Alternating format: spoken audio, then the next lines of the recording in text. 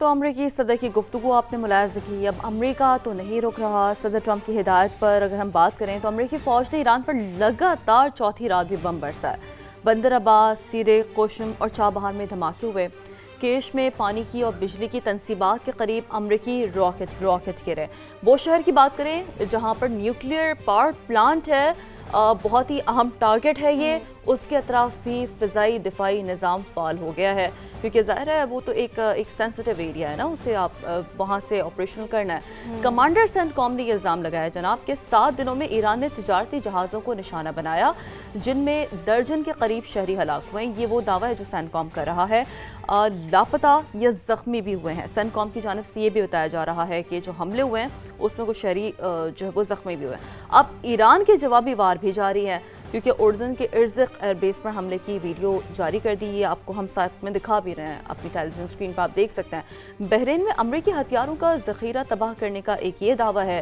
Kuwait میں drone داغنے والے plate forms کو نشانہ بنایا اور بحرین میں بھی سائرن بج اٹھے۔ ایرانی فوج نے خبردار کر دیا کہ امریکی اڈوں کے خلاف ڈرون آپریشنز حتمی فتح تک جاری رہیں گے۔ ایسا ہی ہے، انہوں نے واضح کر دیا کہ خطے سے جو گیس ہے اور جو تیل ہے وہ باہر جانے نہیں دیں گے، تو یہ ایک بہت ہی غلط بات ہے، غلط بات کیا کہہ سکتے ہیں، بہت ہی خطرناک بات ہے۔ اسی تمام تر چیزوں پر بات کر لی۔ ڈاکٹر جمیل احمد خان ہمارے ساتھ موجود ہیں۔ ڈاکٹر صاحب بہت شکریہ، ویری گڈ مارننگ، ہمیں اپنا وقت دیا آپ نے۔ یہ کہیے گا اس تمام تر صورتحال کو آپ کس طریقے سے دیکھتے ہیں؟ دونوں جانب سے جو کارروائیاں ہیں ان کا سلسلہ جاری ہے، اب یہ معاملات کس رخ جاتے ہوئے دیکھ رہے ہیں آپ؟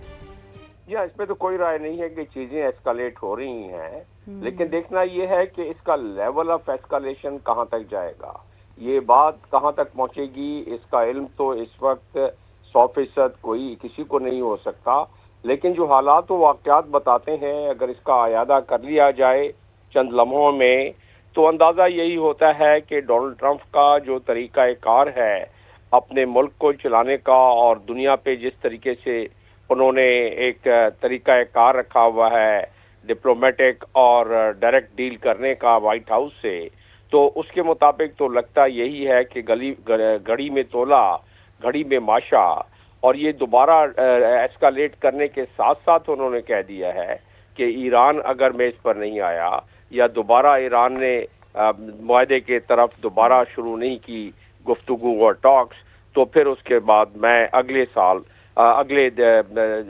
ہفتے میں اس میں ان کے پل اور بجلی گھر سارے تباہ کر دوں گا۔ شنید یہی ہے کہ انہوں نے پانی کی ایک جو منرل واٹر فیکٹری ہے پلانٹ ہے اس کو گزشتہ شب انہوں نے حملہ کیا ہے، تو یہ ایسکلیشن کی طرف جا رہا ہے۔ ایران نے بھی ترکی بترکی جواب دیا ہے اور اس میں انہوں نے جو بیسز بحرین کے آپ نے اپنے انٹرو میں بھی بتایا، کویت، بحرین، جارڈن، EOE پر بھی، تو انہوں نے اپنے میزائل داغے ہیں۔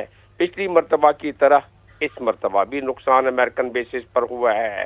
واضح رہے کہ امریکن اخبارات اس چیز کو واضح طور پر بیان کر چکے ہیں اور ایکسپرٹس مختلف چینلز پر اور مختلف ویلاگز پر بیان کر چکے ہیں کہ جو نقصانات ایران نے 17 بیسز پر امریکن بیسز پر پہنچائے ہیں ان نقصانات کو اور اس کے مرمت انوینٹری کو دوبارہ واپس لانے میں ساز و سامان ریڈار ہر چیزیں اور جہاز جو تباہ ہوئے ہیں اس میں کم از کم 2 سال امریکہ کو مزید لگیں گے، لیکن ظاہر ہے امریکہ ایک بڑی قوت ہے، کو مزید لگیں گے۔ لیکن جمیل صاحب بنیادی سوال تو یہاں پر یہی اٹھتا ہے نا کہ صورتحال مزید جو کشیدہ ہوتی جا رہی ہے، ہم دیکھ رہے ہیں کیا واقعی جمیل صاحب نیئر یور لینڈز ایران کو معاہدہ کرنے کے لیے فوجی دباؤ ہی واحد راستہ ہے؟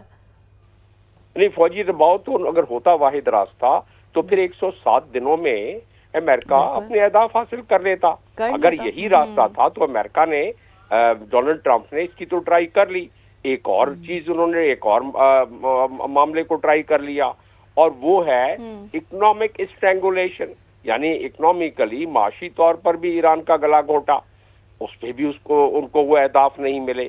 تو اس دفعہ ایسی کون سی نیا رنگ آ جائے گا جس میں کہ تمام اہداف امریکہ کو حاصل ہو جائیں گے جو پچھلی دفعہ نہیں ہوئے؟ یا تو پچھلی دفعہ اگر امریکہ نے کارپیٹ بمبنگ کی، ٹاماہاک میزائل داغے، P2 بمبنگ کی، کیا نہیں کیا پچھلی مرتبہ، اور جس کے باوجود اہداف حاصل نہیں ہوئے، تو اس دفعہ کون سا ایسا نیا فارمولا ہو سکتا ہے کنونشنل وار میں؟ باقی تو ان کی مرضی ہے، وہ تو تہذیب کو بھی مٹانے کی بات کرتے ہیں، پھر اپنے الفاظ کو واپس لے لیتے ہیں، تو وہ اس کے علاوہ تو باقی ان کے پاس جو حربے جتنے بھی ہیں وہ استعمال ہو چکے ہیں. وہ اس کا استعمال مطلب ہو کیا چکے ہیں. ہوا؟ جمیل صاحب، ہم دیکھ رہے ہیں کہ ایران کے جوہری ہتھیار کے خلاف شروع ہونے والی جو جنگ تھی وہ بین الاقوامی پانیوں پر قبضے کی جنگ بنتی جا رہی ہے. ہم یہ کہہ سکتے ہیں کہ یہ جو بیٹل ہے یہ control of street of Hormuz کے لیے ہے. کیا یہ غلط نہیں؟ دیکھیں، اگر ہم ریکال کریں اپنی یادداشت پہ زور دیتے ہوئے، تو جو اصل وجہ تھی جنگ کی 28 فروری کو جس کے تحت حملے کیے گئے، اسرائیل اور امریکہ نے مل کے حملے کیے، وہ اصل سبب کیا تھا؟ اصل سبب تو وہی تھا کہ آپ افزودگی نہیں کریں گے، انریچمنٹ نہیں کریں گے. یہ تھا cause of war. Consequences of war اس کے بعد جو دنیا نے دیکھا وہ بڑا بھیانک تھا، اور وہ تھا ہرمز، یعنی کہ اسٹریٹ آف ہرمز کا بند ہونا اور اس کی معاشی اذیت پوری دنیا میں پہنچنا اور ساتھ میں امریکہ میں پہنچنا. اور امریکہ میں جس معاشی اذیت سے ان کی عوام گزر رہی ہے، اس معاشی تکلیف اور اذیت کی وجہ سے ڈونلڈ ٹرمپ کے ووٹر سپورٹرز میں کمی آ گئی ہے. یہی ان کے پولز کہہ رہے ہیں، یہی ان کی ریٹنگ ڈاؤن ہوتی ہوئی جو آ رہی ہے، اس کو 37% کے قریب ان کی ریٹنگ رہ گئی ہے. تو اس میں ظاہر ہے امریکن عوام بھی اس کی مخالفت کرتی جا رہی. یہی وجہ ہے کہ جین زی یوتھ خود جے ڈی وینس کہتے ہیں کہ ہمارے خلاف یہ جو ہے ینگسٹرز یعنی یوتھ ہمارے خلاف ہوتی جا رہی ہے. وہاں سے نیتن یاہو کہتے ہیں کہ جی ہمیں سوشل میڈیا کے ذریعے اسرائیل کے خلاف پروپیگنڈا کیا جا رہا ہے، جس کی وجہ سے لوگ اسرائیلی لابی اور اسرائیل کے خلاف ہوتے جا رہے ہیں امریکہ میں. تو یہ چیزیں تو خود اتنے بڑے ان کے اکابرین خود کہہ رہے ہیں نا، جس کی وجہ سے دباؤ امریکہ پڑا. یہ 14 پوائنٹ اس طرح تو نہیں مان لیے گئے بڑے آسانی سے، اور اس میں ظاہر ہے یہ 14 پوائنٹس ایران نے اس پہ نقطہ بہ نقطہ اپنی باتیں جو منوانی تھیں منوائی. پاکستان نے میڈییٹ کیا، پاکستان نے کیلیبریٹ کیا، ریکیلیبریٹ کیا، اور اس کے بعد یہ آئے. اب نوبت یہاں تک کیوں پہنچی؟ اس میں کچھ لغزشیں بھی ہیں، اور میں لغزشوں کو بیان کر دیتا ہوں، اور پھر اس جنگ کے آخری کنکلوژن ڈرا کر لیتے ہیں ان حالات اور واقعات اور دلائل کی روشنی میں.